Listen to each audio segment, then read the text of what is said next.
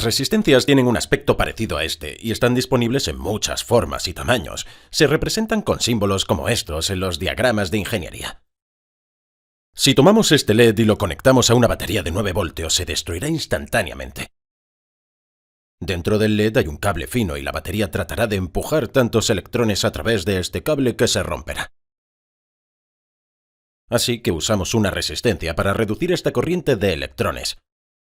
La resistencia está extrayendo energía del circuito para proteger el LED, literalmente convierte la energía eléctrica en calor para extraerla.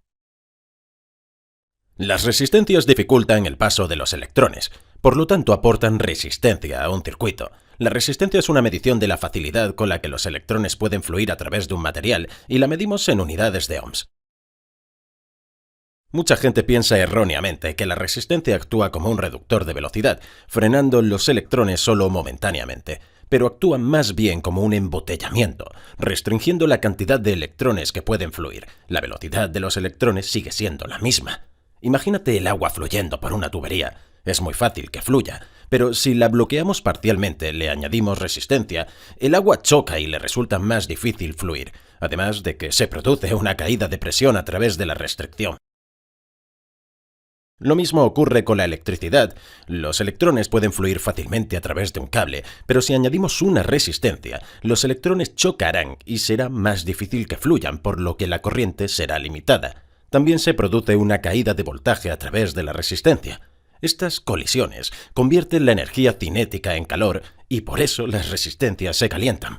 La mayoría de ustedes reconocerán estos tipos de resistencias: la resistencia de película metálica, la resistencia de película de carbono o la resistencia compuesta de carbono. Más adelante explicaré cómo funcionan e incluso puedes intentar hacer algunos circuitos tú mismo. Todas ellas son de tipo orificio pasante que podemos conectar a placas de prototipos o soldar a placas de circuitos impresos.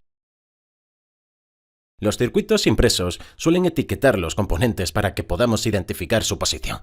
Podemos comprarlas al por mayor muy baratas, lo que es perfecto para aprender electrónica y cometer errores. Te dejo abajo un enlace donde comprarlas.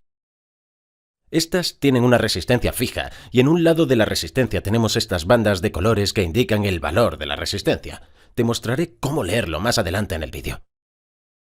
También encontramos de tipo SMD o de montaje superficial, que se utilizan para placas de circuitos compactas.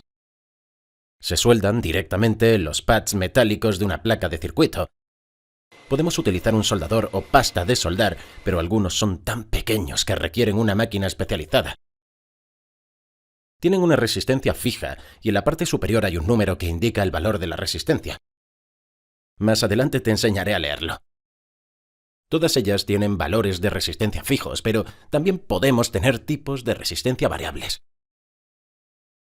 Encontramos versiones ajustables manualmente, como los potenciómetros y los reóstatos, que podemos ajustar mediante el selector. Algunos son muy pequeños y se utilizan para calibrar circuitos. Luego tenemos las versiones automáticas como los termistores, las resistencias dependientes de la luz, los varistores, etc. Todas estas resistencias tienen un valor máximo de resistencia, voltaje y potencia. Las resistencias generan calor y en un momento dado no son capaces de disipar el calor suficiente. La temperatura aumenta tanto que la capa protectora se incendia y la resistencia se destruye. Pero tengo una pregunta para ti. ¿Debería colocarse una resistencia antes o después de este LED? Dímelo en la sección de comentarios y te daré la respuesta más adelante al final del vídeo. Veamos cómo funcionan las diferentes resistencias y su construcción. Las resistencias compuestas de carbono se fabrican mezclando un material conductor, como el carbono o el grafito, con un polvo aislante, como la arcilla. Se forma así un núcleo sólido y se colocan conectores metálicos en cada extremo. Todo ello se encierra en una carcasa aislante. Los electrones fluyen a través del núcleo sólido.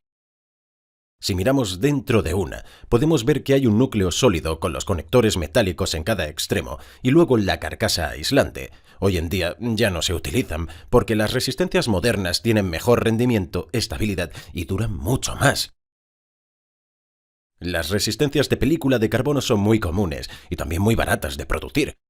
Constan de un núcleo cerámico recubierto de una fina capa de carbono. Los conectores metálicos se fijan con tapas y todo ello se cubre con una carcasa aislante. Para controlar el valor de la resistencia, se corta una ranura helicoidal en la capa de carbono. Esto crea una trayectoria estrecha para los electrones, y cambiando el ángulo del corte helicoidal podemos aumentar la longitud de la trayectoria y también reducir su anchura, con lo que aumenta la resistencia. Observando estos ejemplos, podemos ver claramente que la resistencia de 1 ohm tiene una ranura corta y una trayectoria ancha. La de 1 kiloohm tiene casi 3 rotaciones y la trayectoria es mucho más fina, y la resistencia de 1 megaohm tiene casi 5 rotaciones y la trayectoria es muy fina, por lo que la resistencia es muy alta. Las hay de diferentes tamaños. Cuanto mayor sea la resistencia, más calor podrá disipar gracias a su mayor superficie. Por lo tanto, cuanto mayor sea la resistencia, mayor será la potencia nominal. En estas resistencias solemos encontrar 4 bandas que indican el valor de la resistencia. El propio empaque suele indicarnos la resistencia, o podemos medirla rápidamente con un multímetro. Sin embargo, a veces necesitamos buscar los valores utilizando esta tabla. Tenemos 2 dígitos, un multiplicador y una banda de tolerancia. La banda de tolerancia está separada de las otras bandas. Empezamos con la banda 1, que es marrón, así que esto es 1. La segunda banda es negra, que es 0. La tercera banda es el multiplicador, que es marrón, así que esto es 10, por lo tanto 1 y 0 son 10. Multiplicado por 10 nos da 100 ohms y la banda final es la tolerancia.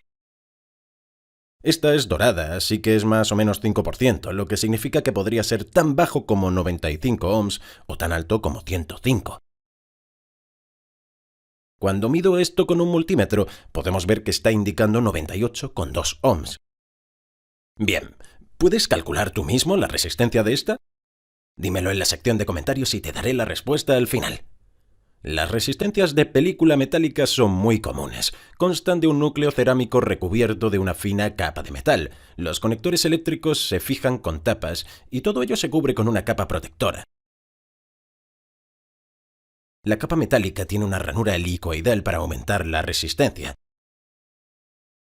Esto aumenta la longitud de la trayectoria y reduce el grosor, lo que dificulta el paso de los electrones sin colisionar. La resistencia aumenta. Podemos ver que esta resistencia de 10 ohms tiene un paso muy ancho y corto, por lo que la resistencia es baja. Si lo comparamos con esta resistencia de 1 megaohm, que tiene una trayectoria muy fina y larga, por lo que la resistencia es muy alta. Este tipo de resistencia tiene una gran tolerancia y muy buena estabilidad, por lo que suele preferirse a la de película de carbono o a la compuesta de carbono, aunque es ligeramente más cara. Están disponibles en diferentes valores de potencia. Cuanto mayor sea el tamaño, mayor será el valor nominal y más calor podrá disipar. Las bandas de colores indican el nivel de resistencia y normalmente tenemos 5 bandas de este tipo. Normalmente el empaque nos indica la resistencia o podemos verificarla con un multímetro. Si no, podemos utilizar esta tabla para buscar los valores. Tenemos 3 dígitos, un multiplicador y una banda de tolerancia. La primera banda es naranja, que es 3. La segunda banda es naranja, que es 3. La tercera banda es negra, que es 0. Al combinar estos números se obtienen 330. La cuarta banda es el multiplicador, que es negro y es 1, por lo que 330 multiplicado por 1 es 330 ohms. La quinta banda es la tolerancia. Es marrón y significa más menos 1%, por lo que podría estar entre 327 y 333 ohms. Cuando mido esta son 329,9 ohms. ¿Puedes calcular tú mismo la resistencia de esta? Dime tu respuesta en la sección de comentarios y te daré la respuesta al final. Las resistencias bobinadas tienen distintos diseños. Ofrecen potencias y corrientes muy elevadas. Como puede ver, son muy básicas. Solo un alambre enrollado alrededor de un núcleo cerámico y recubierto con una fina capa de aislamiento. El grosor, la longitud y el material utilizado determinan la resistencia. Esta tiene una potencia nominal de 50 vatios y 2 ohms. Algunos están encerrados en un bloque cerámico con cemento, pero en su interior solo hay una bobina de alambre de nicromo resistivo enrollado alrededor de un núcleo cerámico con 2 tapas en los extremos. Estos se utilizan en aplicaciones de mucho calor, como el cemento, y la capa de cerámica protege el cable interno. Esta muestra que está diseñada para 10 vatios y 10 ohms. Otro ejemplo común es este diseño, que utiliza una carcasa de aluminio que ayuda a disipar mucho calor. Estas crestas aumentan el área de superficie, por lo que puede salir más calor no deseado de la resistencia. Hay orificios en la carcasa para que podamos montarla en una superficie. En el interior encontramos un núcleo cerámico con una bobina de alambre de nicromo resistivo entre dos conectores eléctricos. Esto normalmente tiene algún tipo de aislamiento alrededor y luego todo está encerrado dentro de la carcasa de metal con una tapa de resina. Esta muestra que está diseñada para 10 vatios y 33 ohms. Las resistencias de montaje superficial están disponibles en muchos tamaños. Algunas, como esta, son tan pequeñas que se necesita un microscopio para verlas. Su construcción es bastante sencilla. Suelen tener un cuerpo cerámico con un electrodo en cada extremo, conectados por una fina capa de material resistivo, cubiertos con una carcasa protectora aislante y tapados con conectores metálicos. El material resistivo tiene una ranura cortada con láser que reduce la zona por la que pueden circular los electrones, por lo que aumenta la resistencia. Ofrecen una gran tolerancia, pero tienen una potencia nominal muy baja. En la parte superior hay unos números que indican el valor de la resistencia.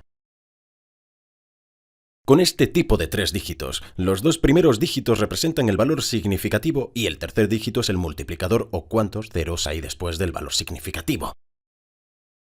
Por ejemplo, este muestra 2, 4, 0.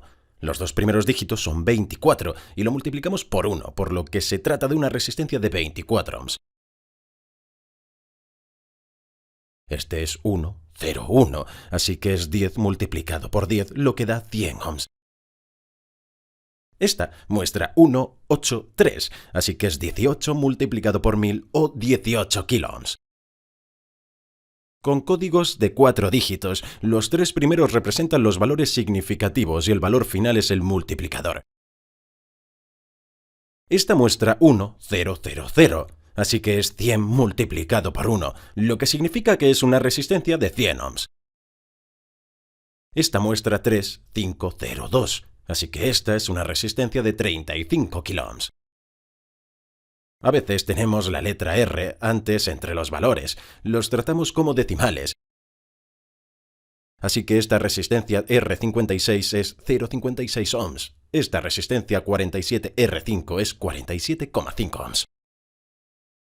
También encontramos algunas con valores de 3 cifras y letras al final.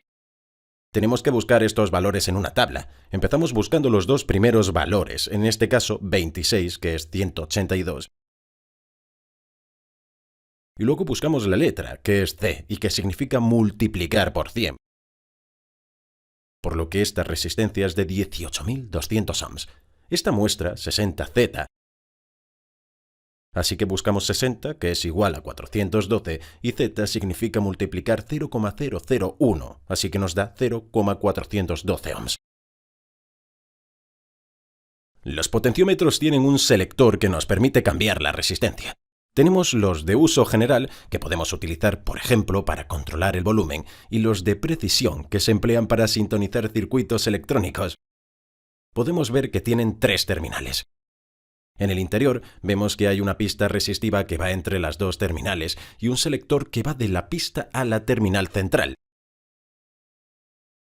Al mover el selector aumenta la distancia que tienen que recorrer los electrones, por lo que aumenta la resistencia.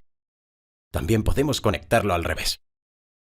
Como cualquier resistencia, tendremos una caída de voltaje a través de los 2 terminales debido a la pista resistiva.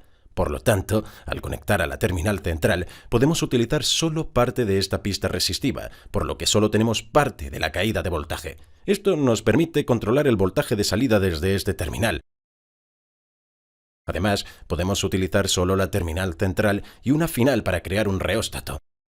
La caída de voltaje total se produce ahora entre estos 2 puntos, por lo que controlamos la corriente en el circuito de la siguiente manera. En la parte frontal de estos componentes encontramos un número. Este indica la resistencia máxima. Este indica un K, por lo que son 1000 ohms. Este indica 500K, por lo que son 500.000 ohms. La letra indica el tipo. B es muy común y significa que la resistencia cambia de forma lineal, pero también podemos encontrar tipos logarítmicos. Estos modelos pequeños tienen 3 dígitos. Los 2 primeros son las cifras significativas y el tercero indica cuántos ceros hay que añadir. Por ejemplo, esta muestra 1, 0, 1, es decir, 10 con un 0 después, por lo que es una resistencia de 100 ohms. Ese es el valor máximo. Esta muestra 2, 0, 4, por lo que es de 200.000 ohms. Los reóstatos se utilizan para controlar la corriente en un circuito. La corriente suele ser grande, de ahí el tamaño de los componentes. Se conectan en serie con la carga. Solo se utilizan 2 terminales a la vez, incluso cuando 3 o 4 podrían estar disponibles. Los circuitos de corriente más pequeña pueden utilizar un potenciómetro como reóstato. El reóstato utiliza un alambre resistivo que se enrolla alrededor de un núcleo cerámico aislante, que suele tener forma de arco o ser cilíndrico. Cuanto más se mueva el eje a lo largo del cable, más lejos tendrán que viajar los electrones a través del cable y, por tanto, mayor será la resistencia. Podemos ver que ésta utiliza una superficie elevada en el eje deslizante para realizar la conexión a la bobina y que ésta utiliza una escobilla de carbón reemplazable con una conexión flexible al terminal central.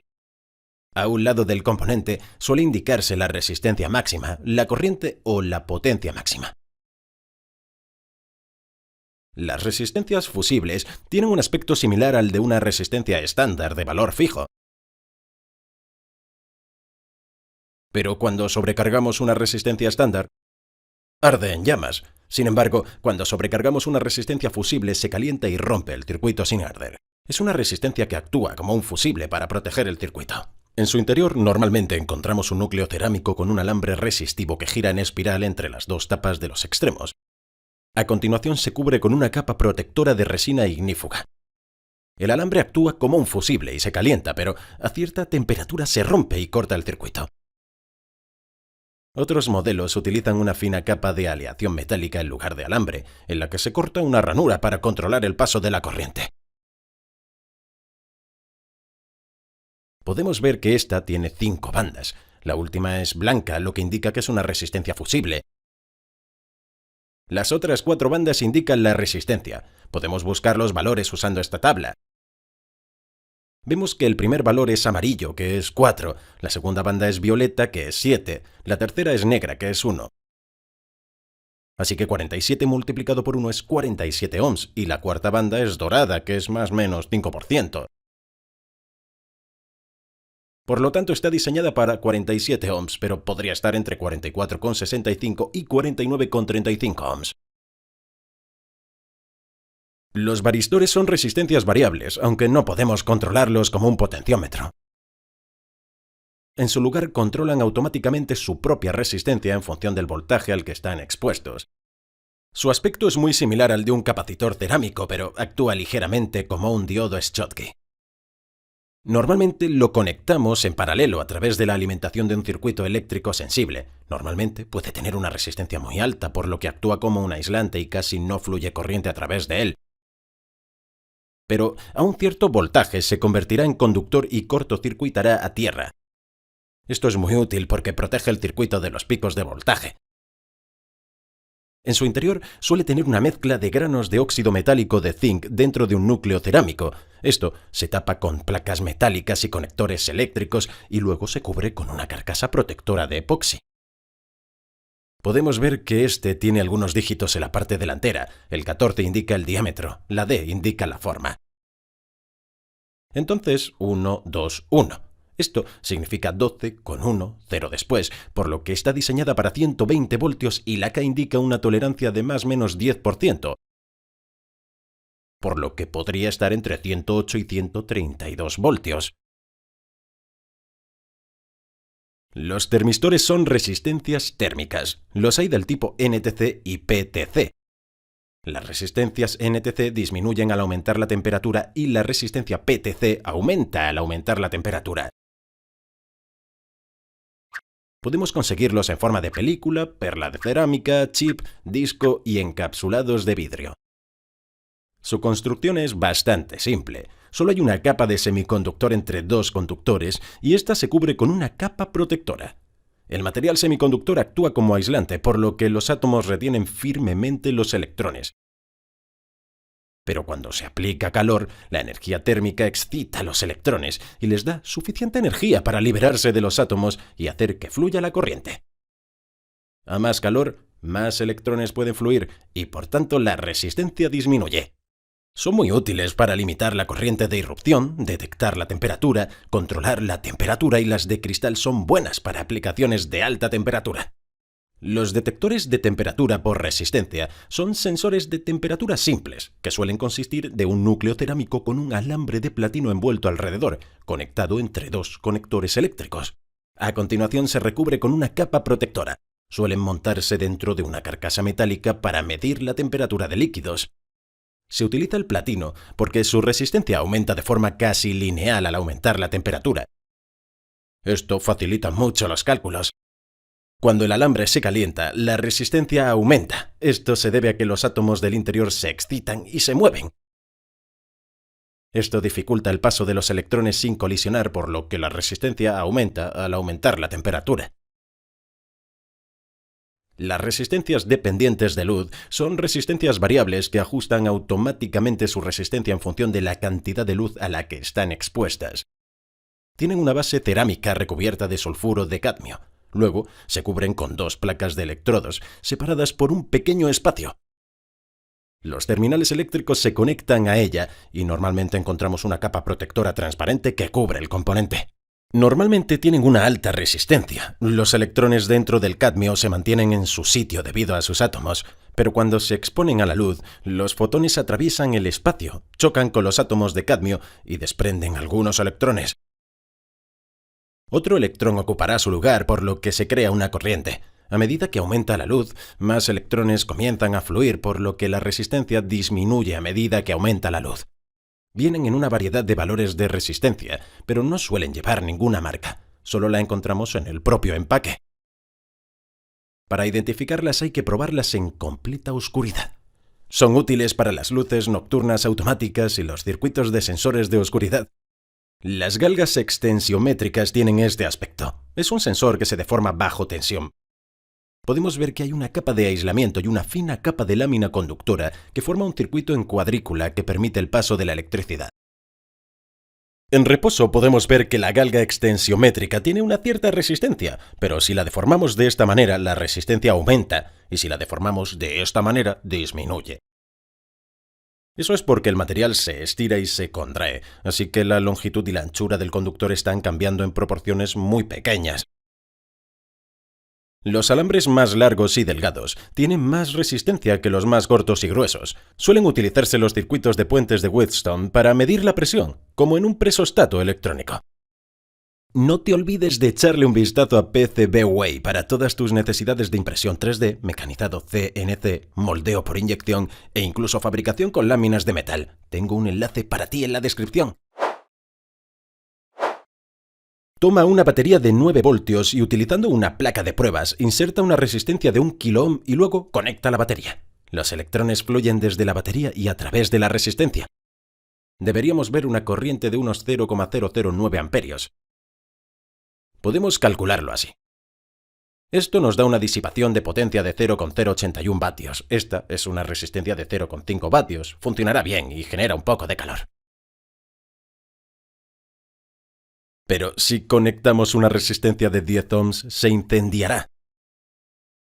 Esto se debe a que la corriente es ahora de unos 0,9 amperios, por lo que la potencia es de unos 8 vatios. Esta resistencia solo puede soportar 0,5, por lo que se sobrecalienta rápidamente y se incendiará. Así podemos ver que cuanto mayor sea la resistencia, menor será la corriente.